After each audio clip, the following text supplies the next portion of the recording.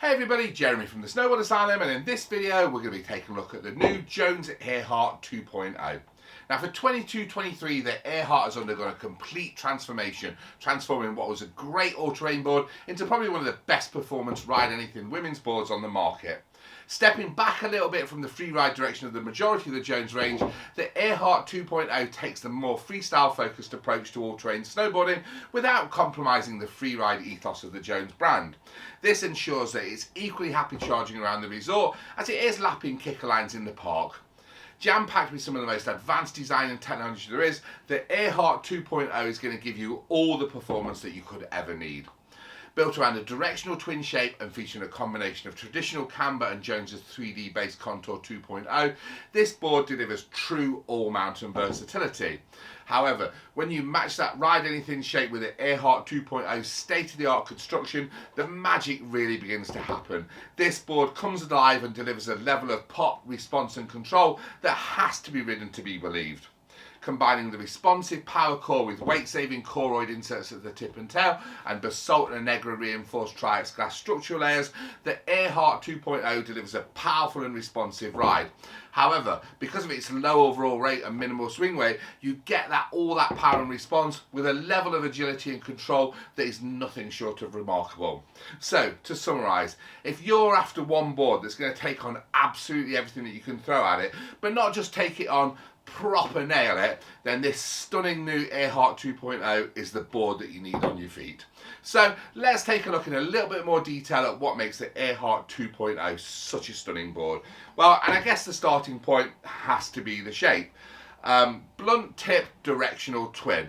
So basically what that means is, as you can see here, Jones have got rid of any excess materials at the tips, and what that reduction in material does is just cuts back the swing weight. What they've also done to reduce the swing weight as well, in the nose here, you kind of difficult to see in the camera light, but you can see it in the flesh. They've actually placed a Coroid insert into the tip and tail. Now, Coroid is like a copolymer tube that are thermally bonded together. Coroid does, well, two main things really. One, it's very, very light, so placing it in the tip and tail just again reduces that swing weight. What it also does as well, it has an amazing dampening properties. Now I'll kind of get onto that a little bit later, but suffice to say it just dampens out those tip and tails to give you a lot smoother ride. So going back to swing weight, reducing the swing weight just kind of cuts the inertia down on the board, so when you're spinning you can control the spin a lot easier. What it also does as well, makes the board smoother when you're turning. And the reason it does that is if you've got a lot of weight at the tips, that weight is always wanting to push out when the board's in a carve. So if you can kind of cut that weight back to a minimum, it's just going to feel a lot more neutral on the edge and give you a lot more control. Okay, now as with all Jones board, it utilises the extended contact points. Now I'll turn the board this way and hopefully you can kind of see it. What that means is where the nose transition or the nose curve transition meets the effective edge, what Jones do is just push that transition out a little bit longer. Now it's very minimal and very difficult to see, but it has a massive effect on the way snow flows over the board. So if you've got like a regular nose curve, as the snow hits, it's going to go over and under the board. By pushing those contact points out a few millimeters, it's just going to channel the snow under the front of the board and give you a lot more lift at the front without adding loads of extra length into the nose. Now, in terms of nose length, you've got 1 centimetre extra nose on this board, but everything kind of from the contact points is twin. So underneath your feet, a board feels like a twin, but you've got an extra little bit of nose in the front of the board. You've also got a 2 centimetre setback on the stance, again just giving you that little bit more front end and just really underpinning the all-mountain credentials of this board. Now in terms of width, comes in as a regular width.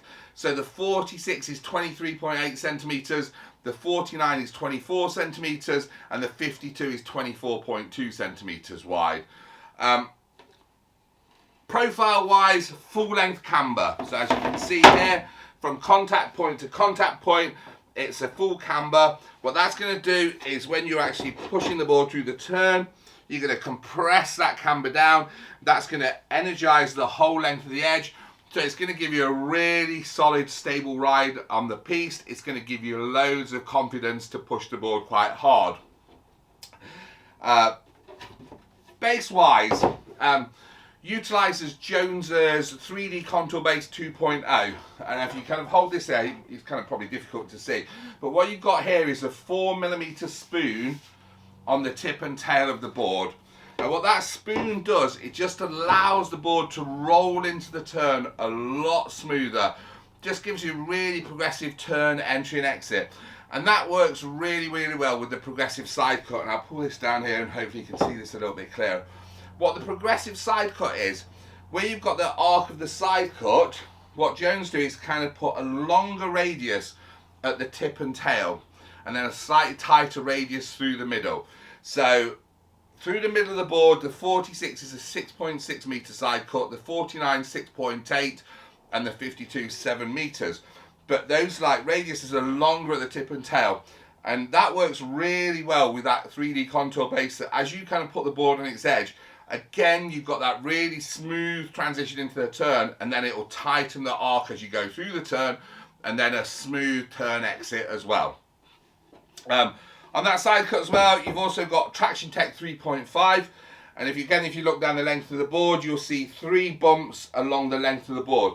What those bumps do is add extra traction zones into the side cut, so it's working like a bread knife on kind of hard conditions. It's just going to give you an extra bit of bite, again give you kind of confidence to really push the board hard. Okay, moving on to the construction. Utilises the high-end construction led up by the power core. Now what the power core is a combination of poplar, paulownia and bamboo. So the poplar is really durable, gives the board strength. The paulownia cuts weight down to a minimum, and then the bamboo adds pop through the length. As I mentioned earlier, coroid tip and tail. So the coroid are copolymer tubes that are thermally welded together, and they just sit in these areas of the board. They reduce weight, as I said, work really good as a dampener, so they absorb vibrations, and they don't compromise the strength of the board, which is the beauty of using coroid in those zones there. Lightweight, better absorbing, but no compromising in strength. Okay, structural layers. Triax glass, so run the glass across an angle and along the length. That Triax glass stiffens up the board torsionally, just gives you a little bit more response, more stability, more control. You won't override this board, so no matter how hard you push it, it's always going to be able to take it. What you've also got on that is basalt stringers. The basalt stringers add a little bit of extra pop through the length. And you've also got a Negra. Now a Negra is a composite material that is kind of like it's like a plastic wire, but a Negra has really good dampening properties.